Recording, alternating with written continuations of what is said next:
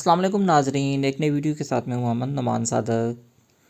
दराज के ऊपर अगर हम कोई आर्डर करें और ये आर्डर डिफेक्टिव निकल आए या उसके साथ साथ हमारा आर्डर कैंसिल हो जाए तो दराज हमें रिफ़ंडिंग की ऑप्शन दे रहा होता है।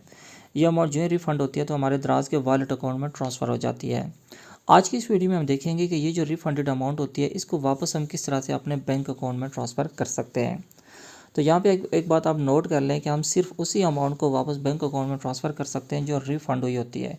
इसके अलावा जो बाकी अमाउंट हमने दराज वॉलेट अकाउंट में ट्रांसफ़र की होती है उसको हम रिफ़ंड करके बैंक अकाउंट में ट्रांसफ़र नहीं कर सकते हैं, बल्कि उससे हम सिर्फ ईज़ी लोड या कोई बिल अदा कर सकते हैं।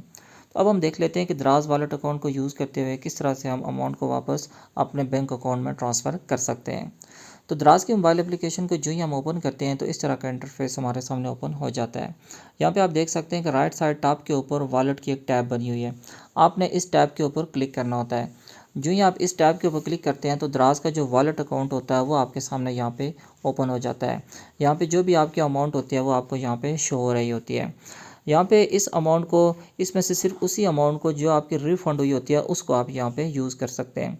तो वो चेक करने के लिए कि कितनी अमाउंट हो तो आपने यहाँ पे डिटेल वाली जो टैब है इस टैब के ऊपर आपने क्लिक करना होता है।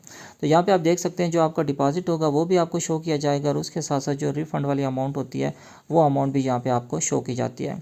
अब यहाँ पे आप देख सकते हैं कि सिर्फ रिफ़ंड वाली अमाउंट के सामने ही विड्रॉ की ऑप्शन है। तो इसलिए जो भी जस्ट रिफ़ंड वाली जो अमाउंट होती है उसी को आप यहाँ पे ट्रांसफ़र कर सकते हैं, बाकी किसी अमाउंट को आप ट्रांसफ़र नहीं कर सकते हैं। तो आप रिफ़ंड वाली जो टैब है इसके ऊपर क्लिक करेंगे तो यहाँ पे सबसे पहले आपको बैंक नेम सेलेक्ट करने का कहा जाता है। तो जो ही आप बैंक नेम वाली टैब के ऊपर क्लिक करेंगे तो मुख्तलिफ जो बैंक्स हैं पाकिस्तान के अंदर उनके नाम यहाँ पे आपको शो हो रहे होते हैं। तो इन्हीं बैंक्स के अंदर आप यहाँ पे फ़ंड ट्रांसफ़र कर सकते हैं। तो यहाँ पे अभी तक जायज़ कैश या इजी पैसा की ऑप्शन मौजूद नहीं है, आप उन अकाउंट में फ़ंड ट्रांसफ़र नहीं कर सकते हैं।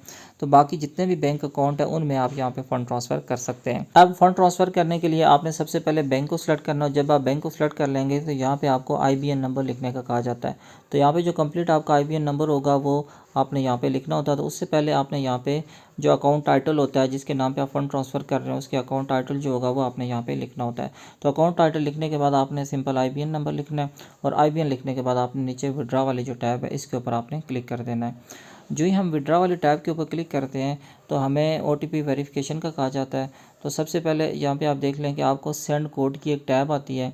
तो आपने सबसे पहले यहाँ पे सेंड कोड वाली टैब के ऊपर क्लिक करना होता है और इस तरह जो आपका मोबाइल नंबर होता है जिसके ऊपर आपने दराज वॉलेट अकाउंट बनाया होता है तो उसके ऊपर आपको एक कोड आ जाता है। तो अगर आपको ये 1 मिनट के अंदर अंदर ये कोड रिसीव ना हो तो यहाँ पे आप नीचे देख लें use other way to verify, ये भी टैब मौजूद है।